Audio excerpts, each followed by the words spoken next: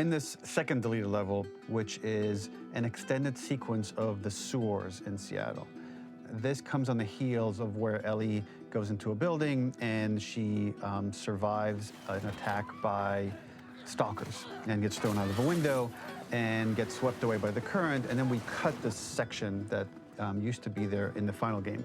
Now you will get to play it. So this was a way to get a bit more interesting puzzles, interesting traversal, figure out how Ellie can navigate the sewers with the fighting current. Ultimately, with a lot of these levels and these sequences, the reason why we cut them were for pacing purposes. But here it is for you in this very kind of raw form that part of it will feel finished, parts of it will feel like assets are missing as far as audio, animation won't be final. But it's a glimpse into what a game looks like when it's months away from finishing. Enjoy.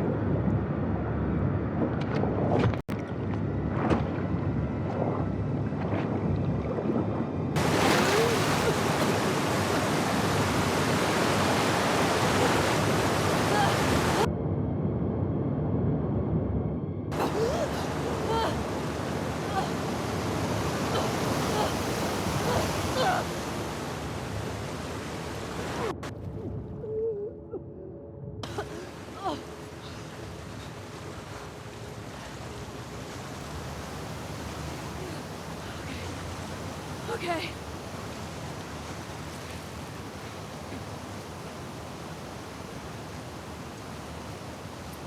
Verdammte Seattle. Okay. Wo zur Hölle bin ich?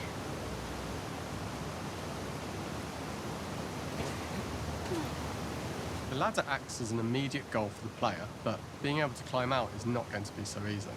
To keep levels interesting and engaging, we alternate between positive and negative values the player experiences. Here, it's a positive to have found a ladder, but then a negative to discover it's not the solution. But then another positive to identify the next short-term goal of the doorway. By alternating between these opposing values, we give players what they expect, but not how they expect it.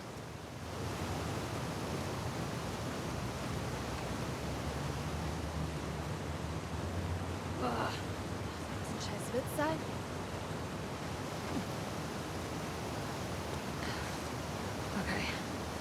Okay. Es muss noch ein Weg ausführen.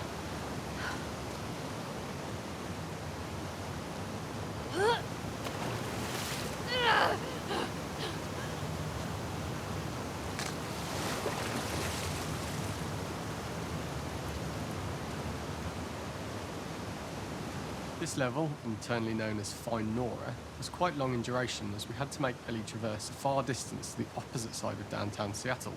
The sewer section was originally longer than what we released the game with, approximately 10 minutes more. This was one of the few areas of the game that used water flow as part of a traversal puzzle. The player has to go upstream to use the current to get to the platform to reach the other side. We mostly cut this mechanic game-wide, however it remained in essence in the section swimming to the aquarium as Ellie when you were avoiding the waves.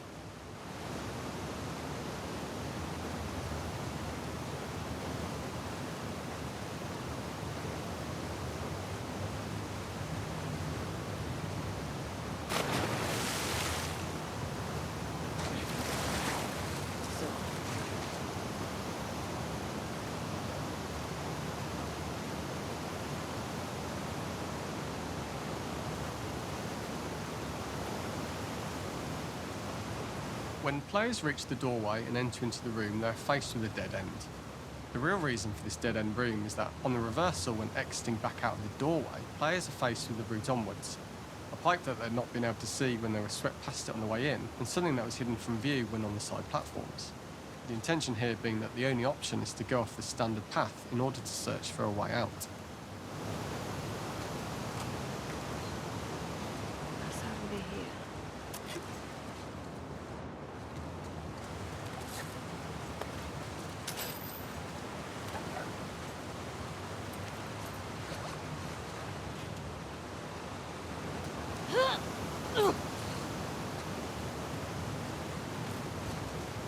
Verdammt, ich muss hier raus.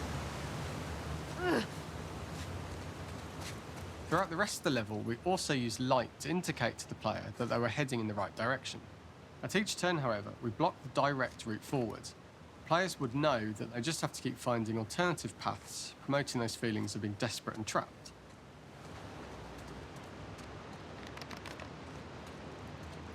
We slowly introduced the player to consider climbing into smaller pipes and crouching in these tight spaces. This is to slowly build up to, and encourage, the player to climb into such a small pipe that they'd have to be crawling on their stomach, which is something that the player previously may not have recognised as a playable space, let alone the desired route they need to take. Hoch und raus. Immer weiter hoch und raus. We added a tiny space just to reward the player's exploration with a pickup item, and we made sure it was something that made sense that you'd find in this area. A canister and all the garbage that had been washed into the sewers from the surface.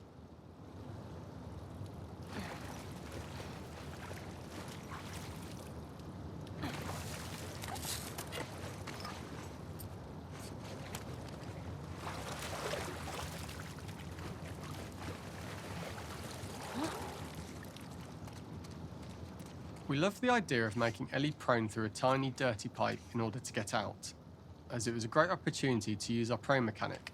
A unique camera setup was created to support crawling in these pipes, as the standard prone camera is much higher above the player. We also created custom collision in order for Ellie to manoeuvre in these tight spaces easily. Initially, the oblong collision capsule around her character caused issues crawling around corners, but we put extra effort into the custom corner collision so the movement experience is as smooth as the main game. Fuck. Okay. Nicht den Nerven verlieren, Ellie.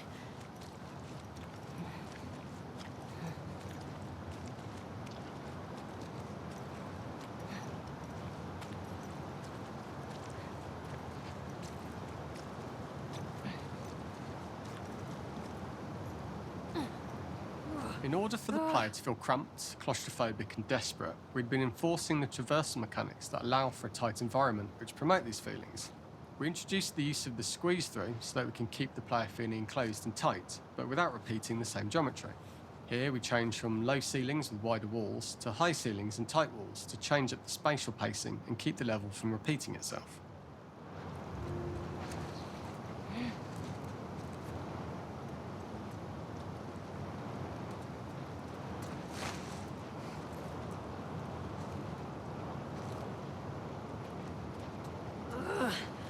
Leck mich doch, Universum.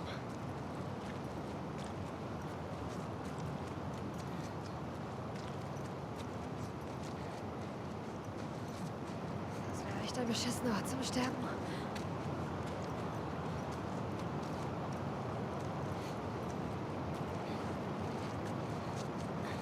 Originally, we had the waterline much higher here, so players had to swim through this tight tunnel. However, from watching user test feedback, it was occasionally causing people to discount the route entirely and turn back on themselves. So to avoid any risk of this happening in the final game, we present a lower water level so the tunnel is easy to see and commit to using. Although this isn't as impactful without the prone swim, it's the better decision as it means a smoother experience for the player with no backtracking frustration. As we surface from the water and over the crest of the slope, we reveal what is further in this tunnel. A clicker that has sprouted and the fungus has grown on the sides of the pipe. It was great to see people who user tested this area becoming increasingly worried as we forced the player to squeeze past the fungus and inches away from the clicker's face, all the time not being sure whether the clicker might be alive or attack them. Although we aren't as cruel as to force a clicker attack in such close proximity, we do have a payoff for this moment. This clicker momentarily turned into Joel to show Ellie's PTSD from what happened to Joel at the start of the game. Ultimately, we decided to save this moment for the farm level, as it was more impactful there because it could become the centrepiece of that experience. Whereas in the sewers, we weren't able to make it as much of a narrative point and give it the breathing room and reaction time that it deserves, given the tight space. Verdammte!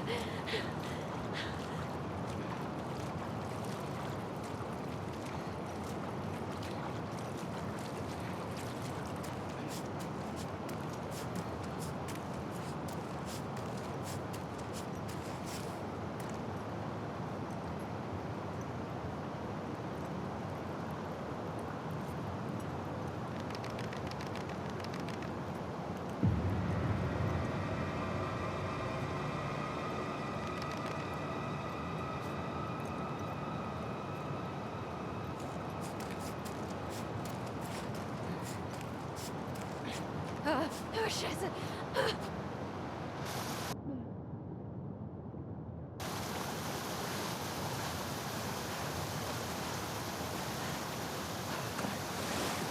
For the final section, we eventually opened you out into a wider area as you traverse through such tight spaces leading up to this. So changing the environmental pacing makes it begin to feel like we're coming to the end of Ellie's ordeal. An earlier iteration used the current that we'd shown at the start for a slightly tougher traversal puzzle to conclude the sewers. The ladder was clearly visible from most of the area, but the player was faced with a fast-flowing torrent of water they couldn't cross. If the player attempted to jump into the water, they were not able to swim across the ladder due to the water's speed, but instead they had to traverse the pipe running along the top of the space in order to get across the water.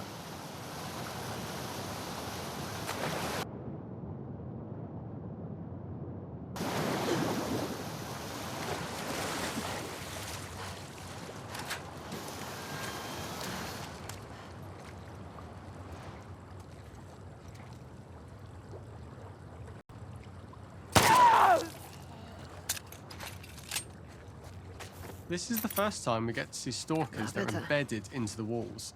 So this optional room is a nice little early extra that the player gets if they explore. We also use the pickups to lure players over to be close enough to trigger the stalker's attack. And this caused quite a few jump scares with user testers who played our game before its release.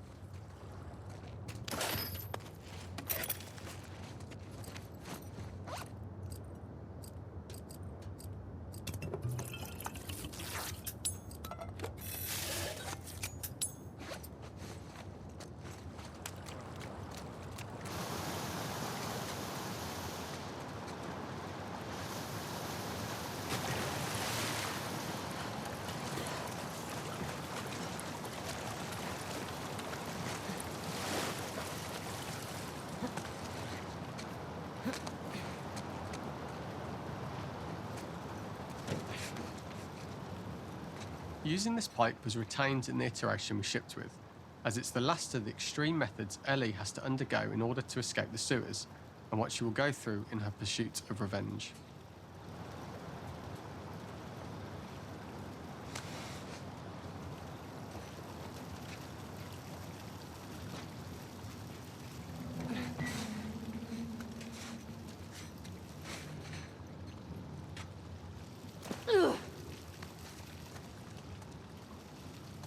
The last ladder climb is quite lengthy, and although we could have trimmed it down to a shorter climb, we liked how this last segment of the journey built anticipation for whether there was success at the top or not after all you've been through.